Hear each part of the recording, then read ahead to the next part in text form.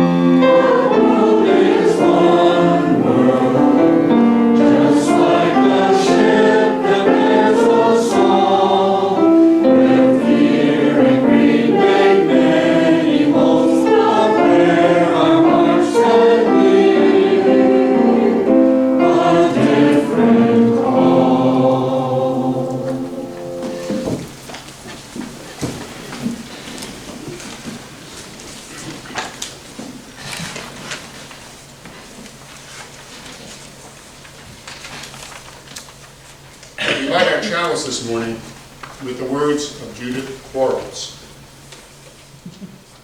At this hour, in small towns and big cities, in single rooms and ornate sanctuaries, many of our sibling Unitarian Universalist congregations are also lighting a flaming chalice. As we light our chalice today, let us remember that we are part of a great community of faith. May this dancing flame inspire us to fill ourselves with the Unitarian Universalist ideals of love, justice, and truth. At this time, I'd like to invite the young people who would like to come forward for our story for all ages. You're already in the front row. You don't need to sit on it. I see some of the people. This true story comes to us from John Lewis, a great leader in our nation who died in July of 2020. He lived a long and a full life, asking of himself and asking of all of us to show up for justice and to do what we can and just a little bit more to make sure that there was more fairness in our country. John Lewis grew up in a large family. He would spend time with his aunts and his uncles, his cousins and his siblings. There were many children in the neighborhood, and they would play together. Now, this was long before the pandemic, when people could play and hang out together. So Mr. Lewis tells us about a time when he was playing outside his Aunt Anita's house with about 14 other children when a storm, a big storm, arrived. The kind of storm that made him very afraid. Now, I'm going to tell you the story from his perspective. So it's like he's talking. So when I say I really mean Mr. John Lewis. So Aunt Geneva was the only adult around. And as the sky blackened and the wind grew stronger, she herded us all inside. Her house was not the biggest place around, and it seemed even smaller. So many children squeezed inside. Small and surprisingly quiet. All the shouting and the laughter that had been going on earlier outside had stopped. The wind was howling now. And the house was starting to shake. We were scared. Even Aunt Geneva was scared. And then it got worse. The house was beginning to sway. And the wood plank flooring beneath us started to bend. And then a corner of the room started to lift up. I couldn't believe what I was seeing. None of us could. The storm was actually pulling the house toward the sky with all of us in it. And that was when Aunt Geneva told us to clasp hands. Line up and hold hands, she said. We did as we were told. And she had us walk as a group toward the corner of the room that was rising up. From the kitchen to the front of the house, we walked. The winds were screaming outside. The sheets of rain were beating on the tin roof. And then we walked back in the other direction as another end of the house started to lift up. And so it went back and forth. 15 children walking with the wind, holding that trembling house down with the weight of our small bodies. Can you imagine what it was like to be inside of that house, afraid it might fall apart from the destructive force of that storm? The wind, the rain, the whole storm.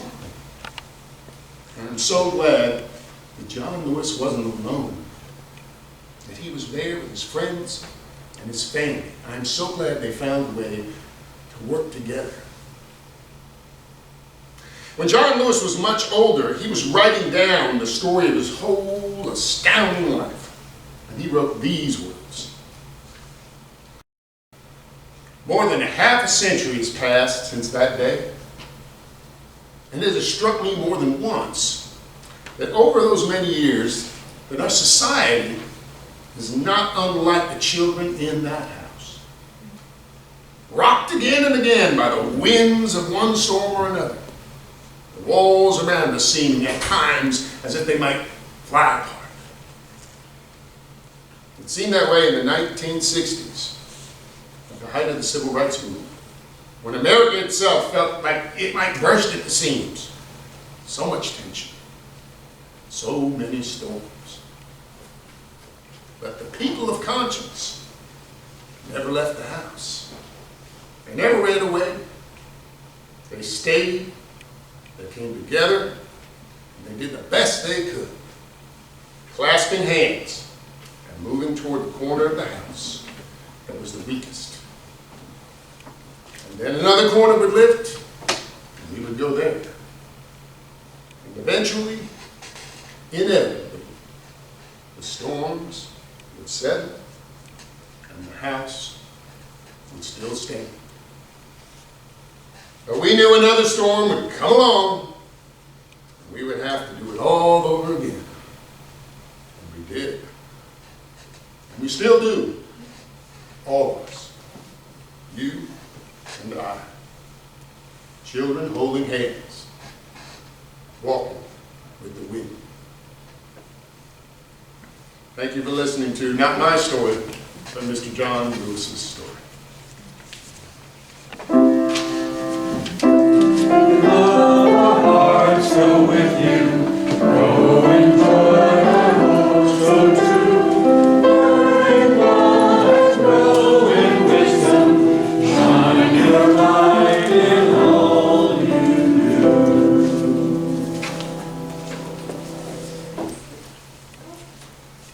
Yeah. Sorry, Jerry, your lavalier is muted. Turn around. Okay. Now is the time in our service when we share our joys and concerns, the good and bad that has happened since we were last together. If you have a joy or concern that you wish to share, please come to the front of the room. Take this handheld mic so that the people at home can hear you, and state your joy or concern and place a stone in the loving hands of our chalice. If you are at home and wish to share a joy or concern, wave your hand so that Joe can recognize you, and I will place a stone on your behalf.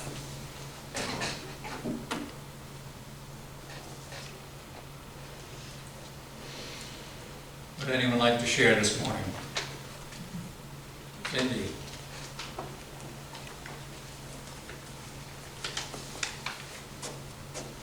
Thank you.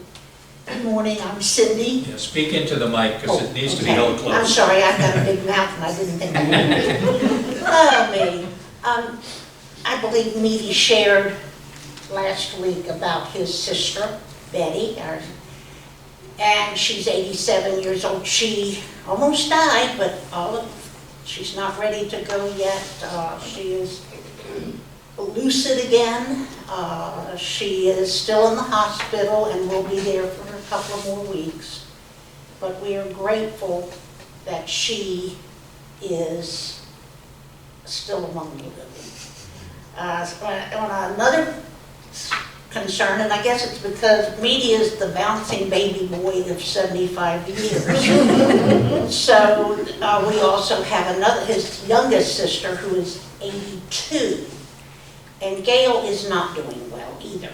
And she is unable to really care for herself, but can't afford live-in or drop-in help. So we're going down this week, not that we can do anything, but just to see and touch her and tell her that she's loved. And hope that that there can be some things. I'm trying to look on the internet, but it's such a rural area, you don't know what the county or the state can do. So, but we're hoping that maybe we can offer some suggestions to our kids and hope that they might agree with us. So, thank you. I think that's worth 2 stones. You have 2 sisters. Yeah, I think I would agree too.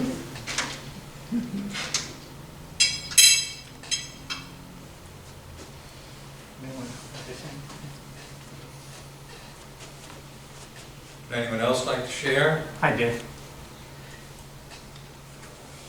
Good morning. Great to be here, friends. Good morning, Dave. That's my joy. My concern is I'm having a hard time hearing the speaker. I can hear Ken all right, but something needs to be done with the speakers. It's been addressed. Thank you, Dave. Oh, great.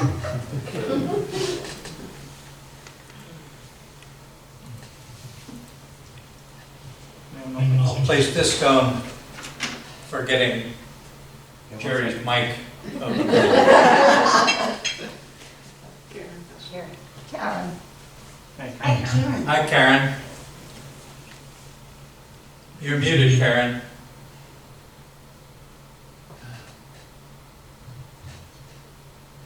Karen, you're muted.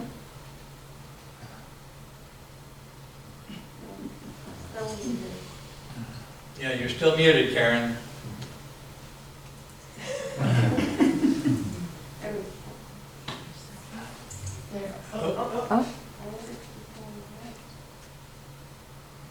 Joe, can you unmute her from where you are?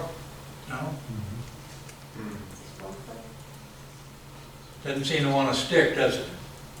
There you go. There we go. All right. Yay. My joy and my concern is that I'm planning a trip to Cincinnati to see my children and their families. And as you may know, I haven't been away in years. 2 members of the fellowship have signed up to help me, Denise and Janine. And I'm doing a lot of planning and hope that this trip comes to pass. I'm driving by myself. And I want to thank the fellowship for being there for me and hope that I get back safely. I'm leaving Friday and coming back the following Thursday, so I'll miss next week, but I'll be thinking of you. Thank you. Thank you, Karen. I will be thinking of you and sort of praying for your safe arrival at your destination. Thank you.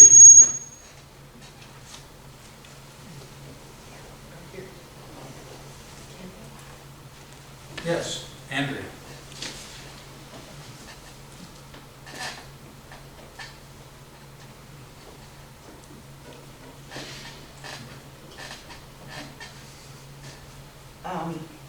My concern is my daughter and her boyfriend of 8 years have broken up, and that's very sad, and my daughter's having a hard time with it.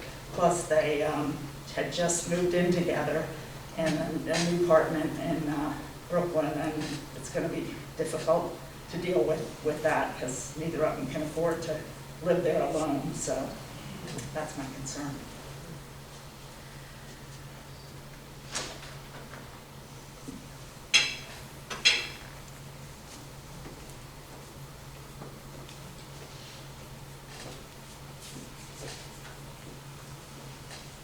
If there are no other concerns that we wish to share aloud, I'll place this final stone, our peace stone, for all of those joys and concerns that remain in our hearts unspoken.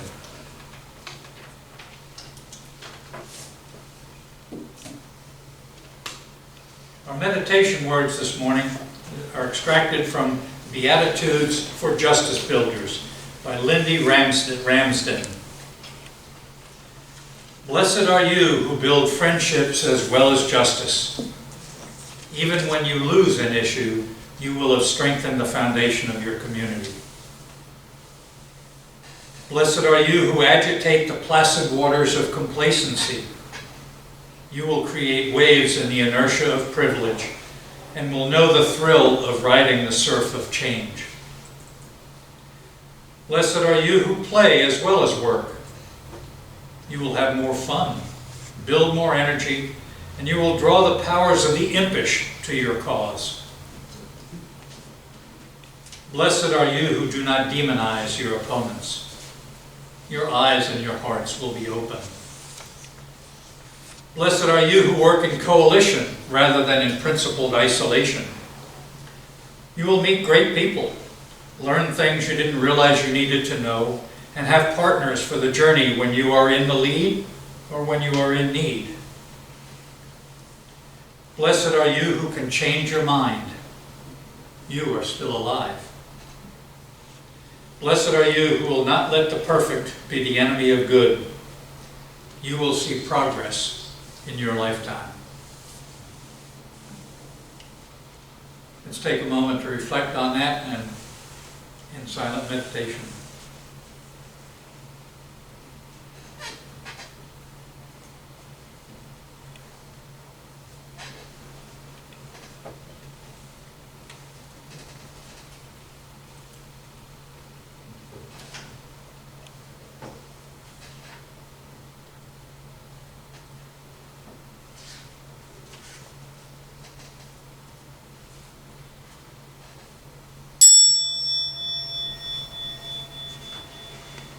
Please remain seated for our meditation hymn this morning, which is number 131 in your gray hymnal.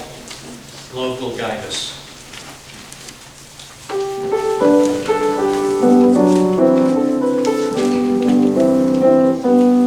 Love will guide us.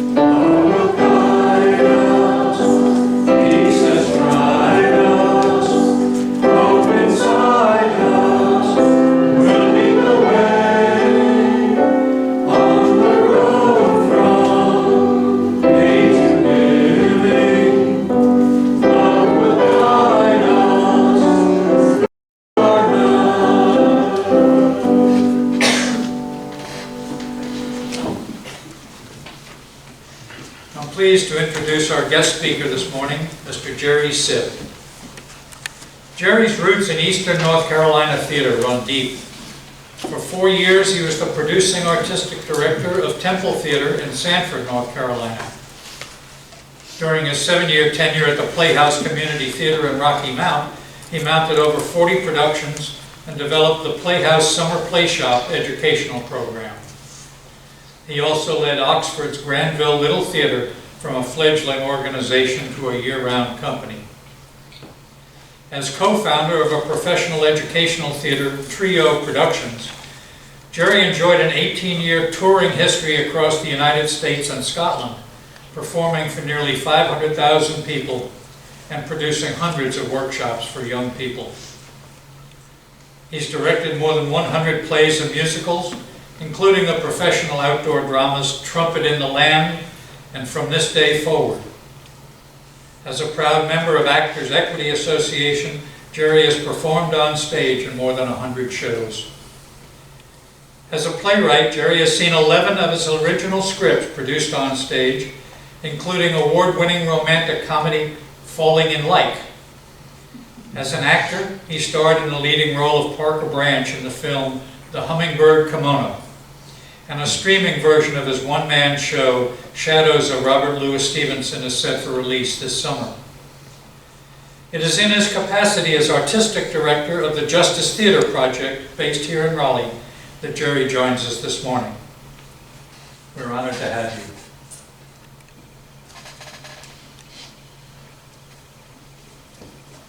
Thank you very much, Ken. I want to start by making sure that my mic is on. Right, give me a thumbs up. And all those 100 shows or more that I performed in as a union actor, I never had the microphone because I came up during the times when body mics didn't exist. So you had to be like Ethel Merman and be loud. So I apologize for that. Now, I am very grateful for the opportunity to be here with you all this morning. After a year and a half of being locked away from 7 billion human beings because of the pandemic, being in a room filled with people who share my ideals of love, justice, and truth is a gift indeed. I am grateful for so many of the sentiments in Ken's call to worship. I am grateful that I am not called upon to be perfect, as this is the very first time that I've ever been asked to give any type of sermon before a congregation in my 97 years on earth. Sometimes it feels like 97. I'm also grateful that in order to belong here, I don't have to be smarter than I am. That would be hard to pull off at the last minute. And I am grateful that in order to belong here, I can bring my broken heart with me. As in the last, just a few weeks ago, I had to say my final goodbye to my beloved mother. To be in a room filled with love could not possibly be more healing to me. So thank you. As I began to craft these words to share with you today, I wisely decided to seek the advice of the best person that I know, the love of my life, Janet Boudreaux, who's standing right back there. Janet was raised a Unitarian Universalist. And if I wasn't a theater guy who worked just about every Sunday of the year, she would likely have me in the pews with you here every week. So I asked her for some insights. And she said in a nutshell that it was her belief that being a Unitarian was not about dogma, but more about being a better human being. As an actor at heart, I couldn't help but to think about Jack Nicholson's Oscar-winning performance in the Oscar-winning film As Good as It Gets. I feel the same way about Janet as Jack Nicholson felt about Helen Hunt, who also won the Oscar for that. You make me want to be a better man. Ken told us in his call to worship that you don't have to be better than you are in this moment to belong here. And that is so. We are who we are, right here, right now, and we are all worthy of the love that is in this room. We also know from Ken's meditation from the Beatitudes for Justice Builders, so eloquently written by Lindy Ramsden, that blessed are you who agitate the placid waters of complacency. You will create waves in the inertia of privilege and you will know the thrill of riding the surf of change. Hobby surfing is my favorite hobby, so I'm just going to ride that analogy for a minute. We old codgers, and yes, I consider myself an old codger, having been a member of AARP for many, many years now, so I've earned that title. We old codgers have a bad reputation for getting awfully grumpy about change. Stuck in our ways. Can't teach an old dog new tricks. It's my way or the highway. It's funny because despite the reputation of us old fogies, the older I get, the wronger I think I am about everything. Blessed are those who can change your mind. You are still alive. When I was younger, I knew everything. Rule number 1, I'm right. Rule number 2, look back at rule number 1. No reason to change when you know everything. As I got a little bit older, 2 moments stand out as milestones in my evolution into being not quite so much of a jerk. In 1986, I was one of 13 out of 850 auditionees that was hired to do a national tour with a wonderful theater company called the Nebraska Theater Caravan. I was also the youngest and the greenest of the 13, and I was in awe of the talent of the people that I was graced to work with. We did 3 shows in what is now considered almost a lost art in theater called Revolving Rep. There were many days when we did Beauty and the Beast in the morning, Hunchback of Notre Dame in the afternoon, Man of La Mancha in the evening, tore down the set, threw it in a truck, and went on to the next town. It was brutal, and it was wonderful. Anyway, as we were putting Hunchback up for the very first time, I caught a bug. I don't think it had anything to do with being overworked and underpaid, but anyway. I continued to rehearse and strain my voice until I lost it completely. I sounded like Timothy Frog, Timothy Frog, Timothy Frog. I could not speak at all. I could barely make a sound. And my understudy was, there was no understudies. I had to go on.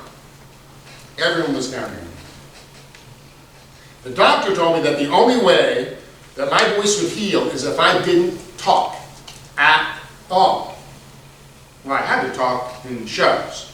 So my only recourse was to only talk on stage. So for 5 days, I did not make a peep unless I was doing a show. That's good. And I was in front of an audience.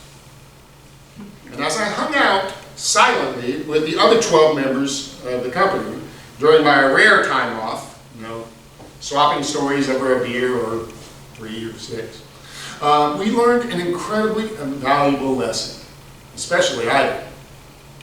No one was any worse for the wear from not hearing whatever sparkling story that I didn't have the voice to tell them.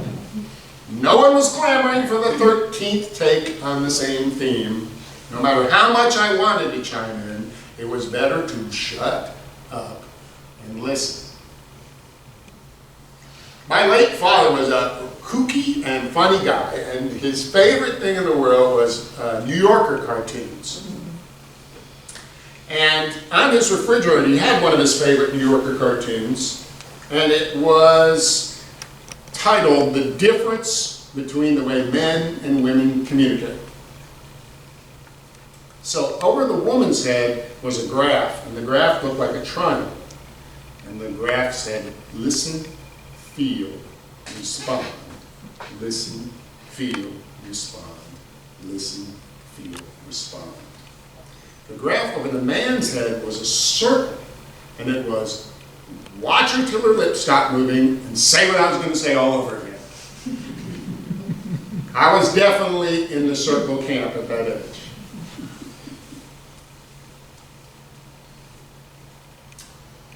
But when I was silent for those 5 days, of agony, it taught me the value of listening, seeing things from a new perspective, from another point of view. I still talk too much. Ask Jenny. Go ahead, ask her. But after that experience, I finally understood my favorite sentiment from my favorite book, which is also my favorite movie and one of my favorite plays, To Kill a Mockingbird. Atticus Finch tells Scout, you never really understand a person until you consider things from his point of view. Until you climb into his skin, walk around a bit. That was my favorite thing about life in the theater. As we practice our wonderful art form, we spend our times climbing into the skin and walking around in the shoes of other people, seeing things from their perspective. Now, I'm struck by the similarities of the journey between being the artistic director and a member of the Justice Theater Project family and being a Unitarian. Listen to how similar Harper Lee's words are from Atticus Finch and how they echo and blend with the ideas and things that Ken shared with us from Lindy's Beatitudes. Blessed are you who build friendships as well as justice. Even when you lose an issue, you will have strengthened the foundation of your community. Blessed are you who do not demonize your opponents. Your eyes and your hearts will be open. Blessed are you who work in coalition rather than in principled isolation. You will meet great people, learn things you didn't realize you needed to know, and have partners for the journey when you are in the lead or in need. So if you need any more proof of how similar our missions are, our 2019-2020 season theme at Justice Theater Project was From Monologue to Dialogue. It was a very intense, year-long exploration in the need to communicate with people we vehemently disagree with. Nearly word for word from the Beatitudes that we just heard. And now, compare what we just heard there to the mission statement and core values of the Justice Theater Project. The mission of the Justice Theater Project is to produce compelling theater experiences that create community dialogue and give voice to social concerns. Our core values include diversity, inclusion, and equity, dignity, humility, and respect, community engagement, and collaboration. Personally, I see your mission and our mission as parallel lines. Of course, I did get a C- in geometry. I didn't think I could have embraced those values as the way I do now if I didn't have my second moment of clarity in non-jerkitude. You see, after learning to listen a little bit after the great laryngitis debacle of 1986, I still had a long way to go in accepting what I needed to change, which was pretty much everything about myself. After all, who was a better me than me? But to my credit, I did have at least a little bit of empathy. I was a little bit of an old softie when it came to animals. Whatever little amount of money I could give as a poor starving artist, I usually gave to animal organizations. And that probably got me on some mailing list, which probably got me some pamphlet in the mail entitled something like 200 Reasons to Become a Vegetarian. Man, oh man, did that ever ruffle the feathers of the know-it-all. I thought, 200? Are you kidding me? I can think maybe of 2. You really, really love animals, and you really, really think meat is bad for you. That is it. That was a know-it-all. So the know-it-all read those 200 reasons and thought, that's a bunch of hooey, I'm going to prove them wrong. So off I went to the library. Al Gore hadn't invented the internet by then, so I went to the library. And you'll never guess what happened. The 200 reasons pretty much held up. Now what was I going to do? My mother used to call me the pesky fellow. And I got that nickname because I was a little bit stubborn. Usually this is a bad thing, but in this particular case, it was just stubborn enough to think. Now that I know all this stuff is true, how can I not do something about it? So in 1990, when not even the hippies were vegetarians anymore, I decided to try it. And I'm just pesky enough to have not eaten meat for the last 31 years. Being a vegetarian is now as much of a part of my religion and belief system as anything to which I hold dear. Even the pesky fellow is capable of change. Who knew?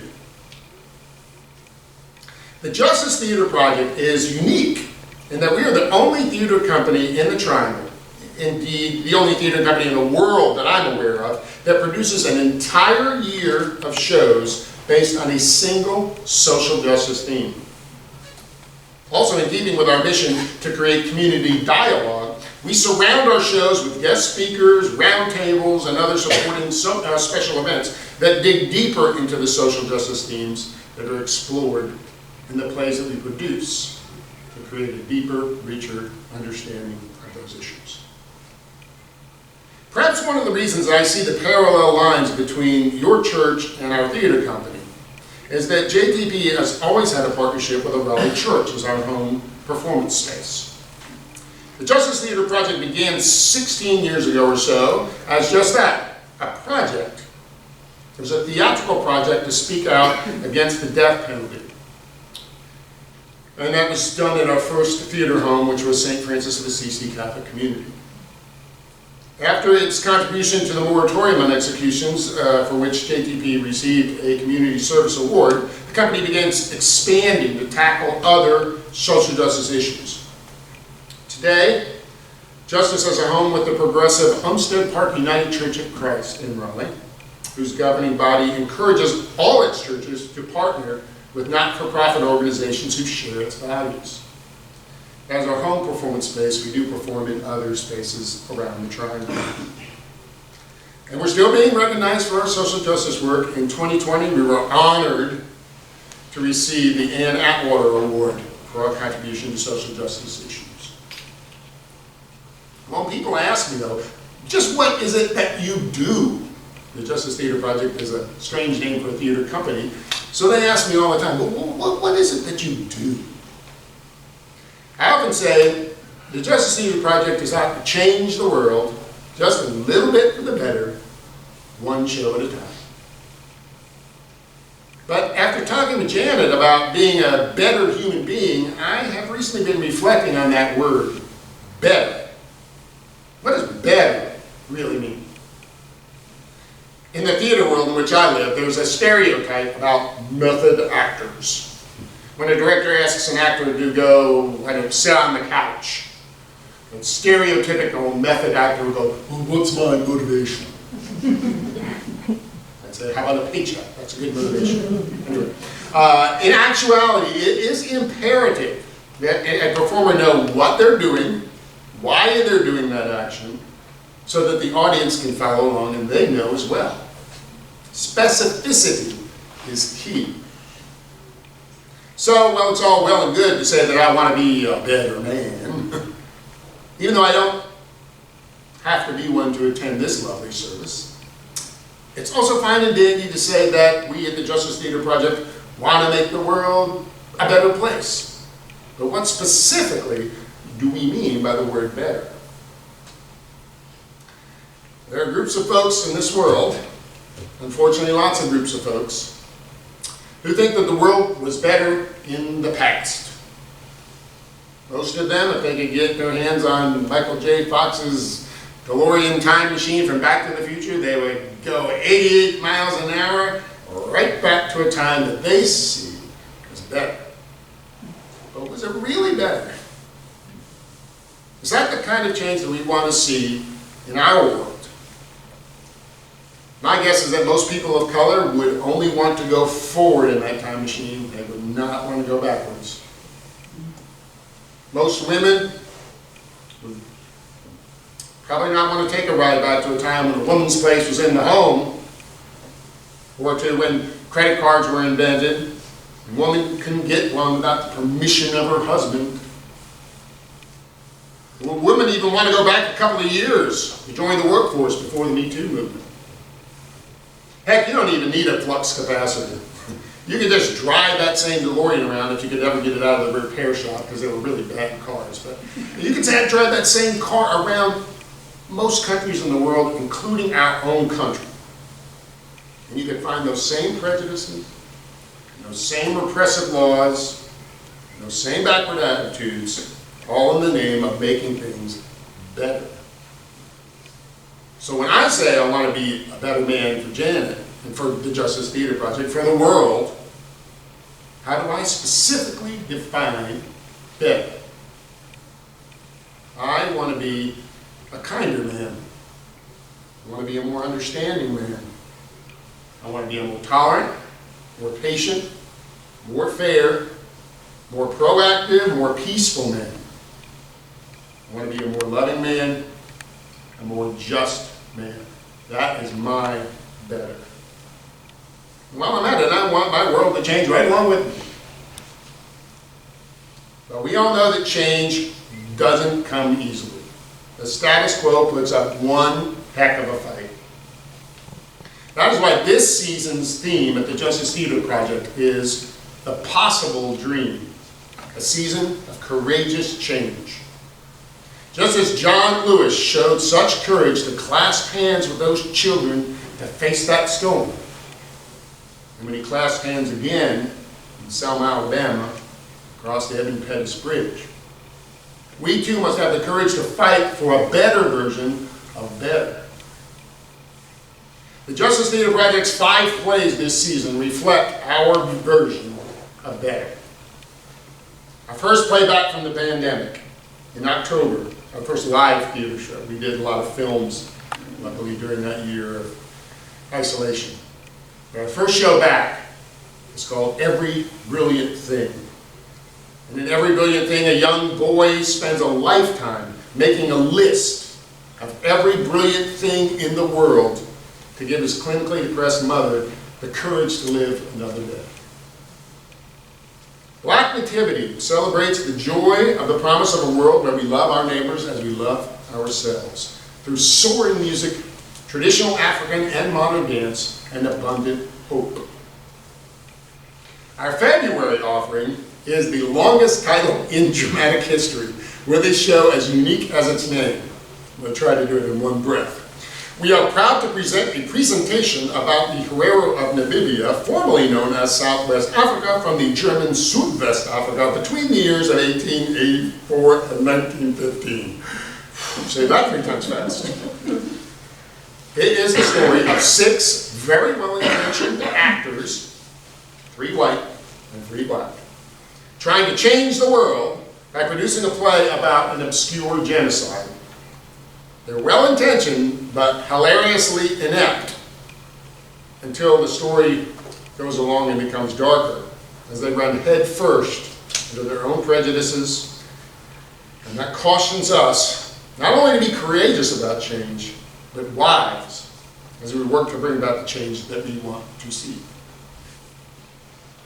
In April, our brand new modern version of the classic Enemy of the People pits one man against an entire town, even though he is rightly trying to save them from themselves and an environmental catastrophe rumbling right below their very feet. And our June musical, one of Broadway's finest ever, Man of La Mancha, in which Don Quixote's quest to fight for the right without question or pause, to be willing to march into hell for a heavenly cause, makes us pause to wonder, who's the crazy one, him or us, for not dreaming his impossible dream? A truly better world is possible when love wins out, when caring organizations and caring people share a common dream, clasp hands, and face down the storms. I remarked earlier that I saw the missions of the Unitarian Universalist and the Justice Theater Project as parallel lines. Between those two parallel lines is a path forward that leads to the world awaiting. I said that we have the courage to follow it, hand in hand, walking with the wind. Our closing hymn is number 149, Lift Every Voice and Sing.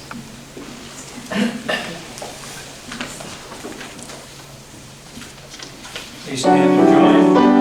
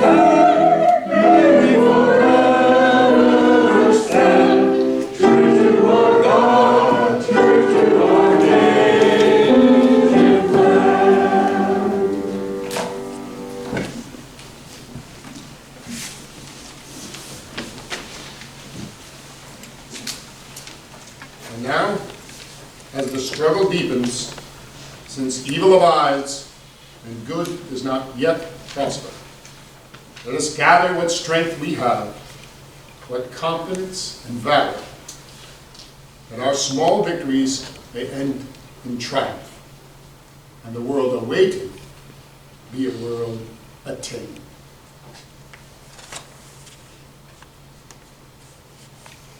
As we extinguish the flame that has lighted our way this morning, let us stand together and recite our traditional Peace Fellowship blessing.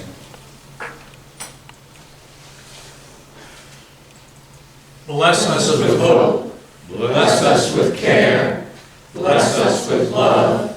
Bless all we share. Blessed be. Amen. Shalom. Salam. Namaste. Ashe.